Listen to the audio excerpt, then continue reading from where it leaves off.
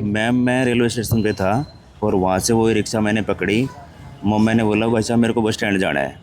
उसके बाद वो बंदे ने बोला भाई 2 मिनट रुको, 2 सवारी हो रहा है, वो लेके आ रहा हूँ मैं। मेरे पास सफारी का बैग था जी, उसमें मेरा पर्स था, उसमें ATM वगैरह, आधार कार्ड वगैरह सब कुछ डॉक्यूमेंट उसी में थे और फ़ोन था जी नार्जो का। मारेंगे। अच्छा। हाँ जी। हाँ। बोले चाकू लेके आओ, इसको मारेंगे जान से। बोले भाई मेरे को मारो मत यार, मेरे हाथ पैर जो तोड़ने तोड़ लो, मेरे से जान को मत मारूंगा, जान से मत। हिसार का एसपी चेंज करा दो, उसकी वजह से पता नहीं कितना क्राइम हो रहा है। वो रोक तो रहा नहीं कुछ, पता नहीं आए दिन यही बात होती है। कभी कुछ हो रहा है, पुलिस किसी को पीट रही है, कभी किसको पीट रही है। एसपी चेंज करा दो, सबसे बड़ी। नमस्कार, मैं सोनिया नैन। फिलहाल ये तस्वीरें आपको दिखा पा रही हूँ हरियाणा के हिसार से। आज दोपहर करीब 12:30 से 1 बजे के बीच में एक व्यक्ति जिनका नाम सुरेंद्र, किरतान गांव के रहने वाले, रेलवे स्टेशन से एक ई रिक्शा लेते हैं। उसके बाद उस ई रिक्शा से उनको बस स्टैंड तक जाना था, लेकिन वो बस स्टैंड जाने की बजाय कहीं और पहुंच जाते हैं। जब होश में आता है तब देखते हैं कि उनका सब कुछ लूट चुका है, यानी उनके पास जो कुछ भी था उनका सारा का सारा सामान जो है इनसे लूट लिया गया। फिलहाल सुरेंद्र जी हमारे साथ मौजूद है।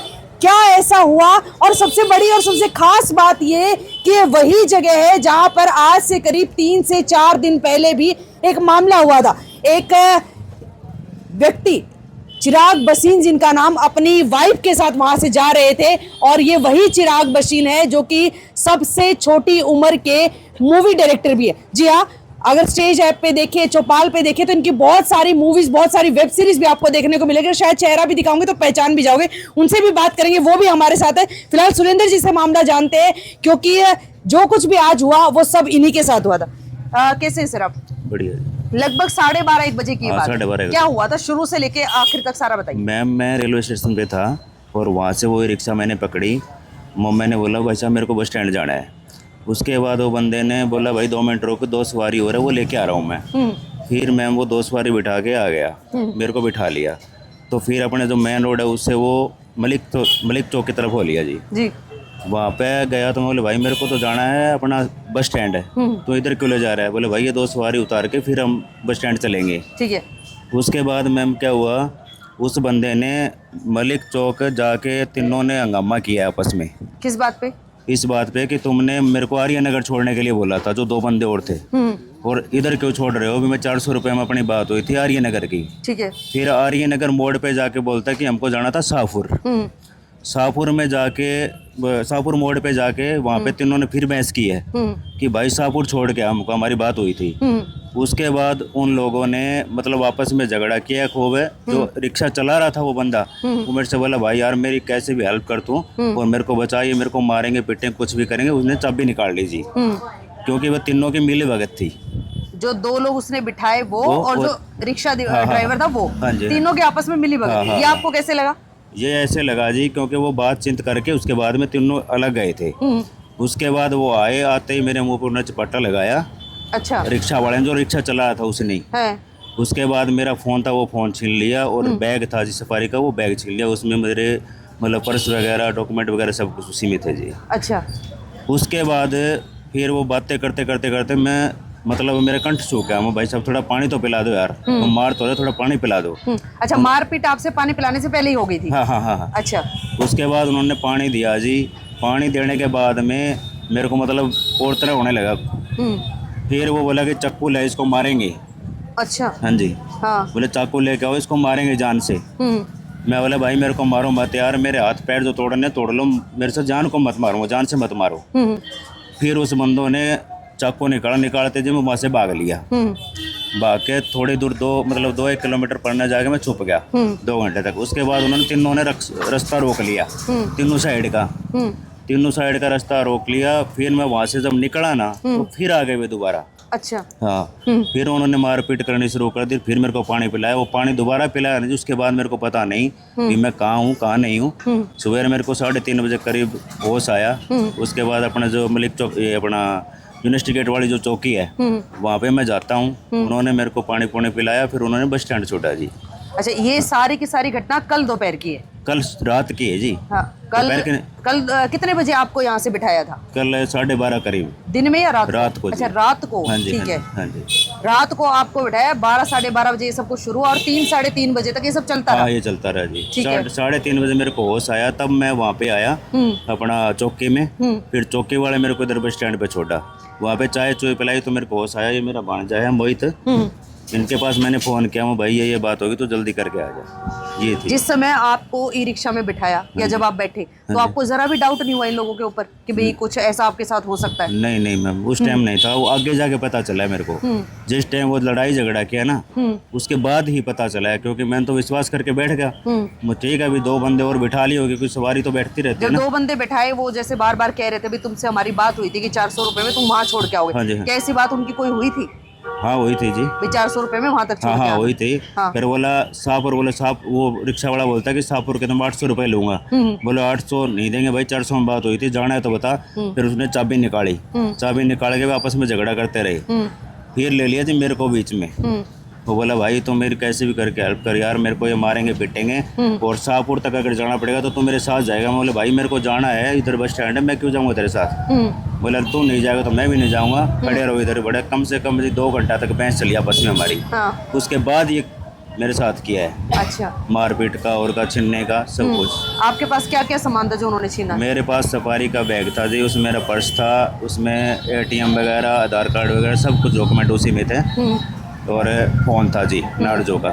अच्छा, वो सारा का सारा सामान सारा वो सामान ले ले गए। गए, हाँ जी। अब जो ई रिक्शा वाला और जो 2 और उसके साथ बैठे थे उनकी कोई पहचान कुछ भी पहचान देख- कपड़ों की या हुलिये कपड़ों की? के ये है जी, जो चला रहा था मैं रिक्शा, वो 18-20 साल का लड़का है, ठीक है, पतला सा है और ब्लैक टी-शर्ट थी और आप कच्छा था उसका ब्लैक ही। ठीक है। हाँ जी। ई और रिक्शा का नंबर आपने नोट किया हो? नहीं, नोट नहीं किया मैं। ठीक है। हाँ जी। और जो साथ में 2 और थे वो? 2 और थे वो जी, मतलब एक तो था पैंट शर्ट में वाइट से कलर की, और दूसरा था वो दाढ़ी सी रख रखी थी, उसका चेहरा मेरे को याद नहीं है। ना उन्होंने चेहरा ढका हुआ था? ना ना ना, वैसे ही थे जी। और वो तीनों वहां जाने के बाद आपको पता चला कि भाई ये तीनों के आपस में हाँ जी, मिली हाँ भगत थी जी, हाँ जी, सारी? हाँ जी। चलिए भाई। CCTV वगैरह चेक करवाया आपने कहीं पर? वहाँ पे देखा जी, वहाँ पे कोई मिला नहीं। हाँ, तो अभी देखते हैं अगर कोई मिल जाए। ठीक है, अभी पुलिस से आप जा चुके हैं, कोई कार्रवाई की क्या कुछ बातचीत हो रही है? जा रहे हैं जी, अभी गए नहीं, अभी जा गए रहे नहीं हैं। अभी तक? कंप्लेन आपने दी नहीं अभी तक? नहीं। चलिए, आपके भांजे आप हैं? हाँ जी। मैं ही भाणजा हूँ जी, ये मेरे मामा जी हैं। तो यहाँ अभी फिलहाल तो आपको भी पता है, अभी अपने हिसार के अंदर बहुत ज़्यादा अपराध होने लग गए हैं। तो जैसे कि कल इनके साथ भी हुआ है, वैसे ही कल अपना जो न्योड़ी वाला जो पुल है वहाँ पर भी एक बुजुर्ग था जो उत्तरादावास गाँव से है। अच्छा। वो आ रहा था, उसकी भी 2 अंगूठी छीनी है। हाँ। और साथ में 85,000 रुपये भी वहाँ से उसके निकाले गए हैं। अच्छा। और उसको मार के वहीं गिरा दिया गया था, तो उसको भी मारा है। और साथ में आपने भी बताया होगा, जैसे कि कुछ दिन पहले चिराग बसिन के साथ भी वहीं पर हुआ। जी। और इससे पहले भी हमने देखा था कि जैसे कि 2-4 और भी न्यूज़ हमने देखी थी, जो यहाँ 33 सेक्टर जो फाटक है उसके पास में भी पहले भी डकैती इस टाइप में हुई है। तो ये यहाँ पर जी कुछ ना कुछ अपने जो सरकार है उनको कुछ ना कुछ सुविधा यहाँ पर करनी चाहिए। आपको किस समय पता चला इस सब के बारे में जो आपके जी मामा के हमें साथ हुआ? सुबह कॉल आया था, क्योंकि मामा से पूछा भी था कि कैसे क्या क्या बात हुई। तो बोले अभी मुझे देखो इतना पता नहीं था क्या हुआ क्या नहीं, कुछ होश नहीं था। भी रात को मैं कॉल करने के लिए मैंने फ़ोन निकाला, उन्होंने मेरे साथ मारपीट की, मारपीट करके उन्होंने मेरे फ़ोन खोस लिया। तो मुझे कोई होश नहीं था। फिर वहाँ से छुपा कर जैसे भी मैं भाग कर भी चौकी के अंदर आया, तो चौकी वाले भी साथ में वहाँ पर गए थे और उन्होंने देखा कि यहाँ पर कुछ है तो नहीं। फिर वहाँ पर कोई रिक्शा वाला उनको मिला नहीं। फिर इनको बस स्टैंड पे छोड़ा गया। बस स्टैंड पे भी बता रहे हैं मामा कि पुलिस वालों ने चाय वगैरह पिलाई है।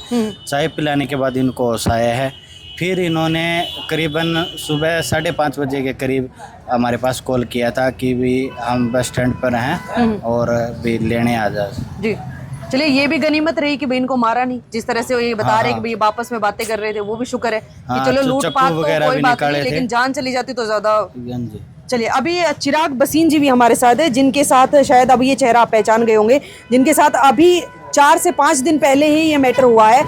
लगभग उसी एरिया में ये सब कुछ हुआ है और उस समय इनकी वाइफ इनके साथ थी। चिराग, क्या हुआ क्या था उस दिन, एक्चुअल में क्या था? मैम उस दिन तो मैं अपनी वाइफ के साथ में जा रहा था 14 सेक्टर के साइड में, तो 3 लड़के थे जिन्होंने गाड़ी के आगे से थोड़ा कट मारा था। और हमने जब हम रुके देखने के लिए कि क्या हुआ है, तो उन्होंने थोड़ा गाली गलौज किया। तो जब मैंने बोला कि भाई फीमेल है साथ में, आप गाली गलौज मत करिए, और जब मैंने फ़ोन निकालता 112 बुलाने के लिए, तो वो थोड़ा सा फ़ोन छीनने के लिए, मारपीट के लिए और गाली गलौज थोड़ा ज़्यादा करने लग गए थे। उसके बाद जब 112 आई तो उससे पहले वो लोग निकल चुके थे।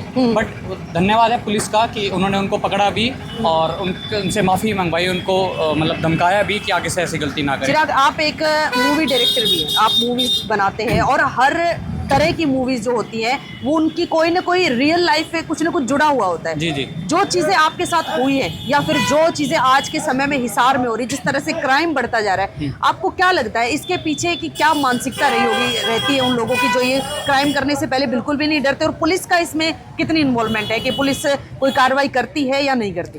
नहीं देखो मैम, हमारे वाले में तो पुलिस ने कार्रवाई करी बिल्कुल। और जब मैंने पुलिस में रिपोर्ट दी, जब हमने पर्चा दिया, तो उसके विदिन 1 से 1.5 घंटे के अंदर हमको पुलिस थाने से फ़ोन आ गया था, जी हमने बंदों को पकड़ लिया और आप आ जाइए, ये लोग आए हुए हैं थाने में।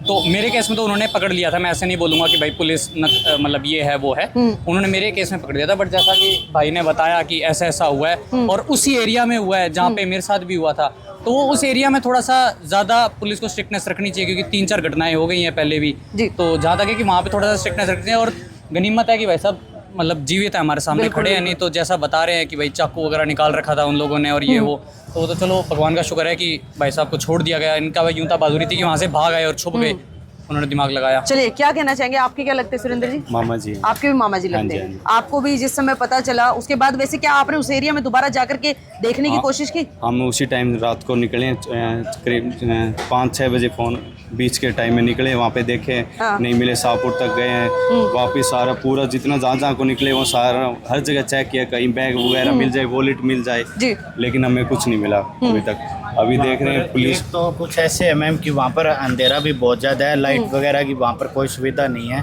तो अगर अपने हिसार के अंदर बात करें तो जो अपना बाईपास है हर जगह लाइट वगैरह है, लेकिन अपना सिर्फ एक वो बाईपास है जहाँ पर लाइट वगैरह की कोई सुविधा नहीं है, तो वहीं पर ज़्यादातर लूटमाट यहाँ पर होती है हिसार के अंदर। जी, और कुछ कहना चाहेंगे पुलिस प्रशासन से, कोई अपील? यही है कि वहाँ पे ज़्यादातर स्मैक जो भी ड्रग्स वगैरह होते हैं, थोड़ा उन पे पुलिस प्रशासन वहाँ पे कंट्रोल करे। बहुत हद से ज़्यादा वहाँ पे दुर्घटना। सुरेंद्र जी, अगर आपके सामने वो ई रिक्शा वाला, क्योंकि हो सकता है साथी तो दोबारा ना दिखे, बट ई रिक्शा तो वो वहीं चलाता होगा बस स्टैंड और रेलवे स्टेशन के आसपास, अगर वो दोबारा आ जाए तो क्या पहचान जाएंगे? हाँ जी, पहचान लूँगा। आप लोग दोबारा क्या गए इनको लेके? हमने यही स्टोरी बनाई है कि वहाँ जाके देखें, ढूंढे, 2 दिन 3 दिन कंटिन्यू वहाँ पे रहेंगे हम, बनाया हुआ देखते हैं, जैसे ही मिलेगा कार्रवाई की जाएगी उसकी। चलिए तो देख लीजिए भाई, ये मामला जो है आपको भी समझ आ गया होगा, रेलवे स्टेशन से शुरुआत होती है और शाहपुर तक ये मैटर चलता रहता है। गनीमत ये है कि सुरेंद्र जी अभी जो है हमारे सामने बिल्कुल सही सलामत है, नहीं तो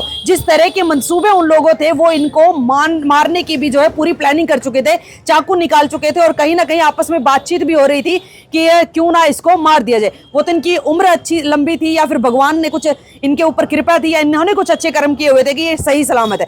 अब साथ के साथ जो इस तरह के गुंडागर्दी जो कर रहे हैं, इस तरह के जो क्राइम को वो कर रहे हैं, उन लोगों से भी मैं ये कहना चाहूंगा, याद भी दिला देती हूँ कि अब कार्रवाई होगी नहीं होगी ये तो समय के साथ पता चलेगा, लेकिन जो सीएम है नायब सैनी, उन्होंने अभी कुछ ही दिन पहले एक बात कही थी कि जितने भी जो ये गुंडे हैं, बदमाश है, उनकी खैर नहीं, आने वाले समय में उनके सफाया करने का जो है पूरा काम किया जाएगा। अब होगा या नहीं होगा। साथ के साथ पुलिस प्रशासन से मैं अपील करना चाहूंगी कि अगर उसी एरिया की बात करें, यानी कि सेक्टर 33 के पीछे साउथ बाईपास पे या फिर जो बालसमंद रोड है उस जगह पे, शाहपुर रोड है उस जगह पे, यानी पीछे का ये जितना भी एरिया है, यहाँ पर पुलिस की गश्त बिल्कुल ना के बराबर होती है और इसी वजह से सबसे ज्यादा क्राइम भी उसी जगह पर होते हैं। तो मैं पुलिस प्रशासन से अपील करना चाहूंगी कि वहां पर अपनी गश्त बढ़ाई जाए और इस तरह के क्राइम के ऊपर लगाम लगाने के लिए, रोक लगाने के लिए कुछ अहम कदम भी जरूर उठाए जाए। ये मैं हिसार के एसपी महोदय से भी कहना चाहूंगी कि थोड़ा सा